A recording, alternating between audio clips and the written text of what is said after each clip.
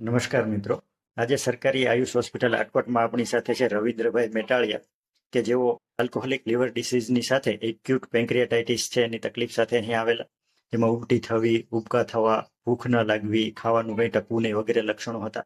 2 મહિનાની આયુર્વેદ સારવારથી તેમને શું પરિણામ મળ્યું ચાલો જાણીએ. મારું નામ રવિન્દ્રભાઈ ભોળાભાઈ મેટાળિયા, ગામ લાલાવદર.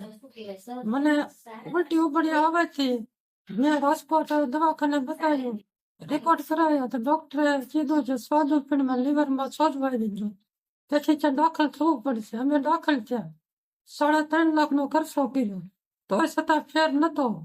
એટલે મેં રાજકોટ આપણે આયુર્વેદિક દવાખાનો આખી દવા ચાલુ હતી. આ 2 મહિના થયા, અટાણે 70% જેટલો ફેર છે.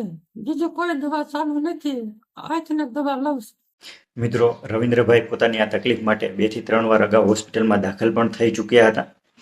આવી જ રીતે પાચન તંત્રના અન્ય રોગોમાં પણ આયુર્વેદ સારવાર ખૂબ સારા પરિણામો આપી શકે છે. ઇમરજન્સી સિવાયની કન્ડિશનમાં તમે નજીકના આયુર્વેદ ડોક્ટરની સલાહ લઈ શકો છો.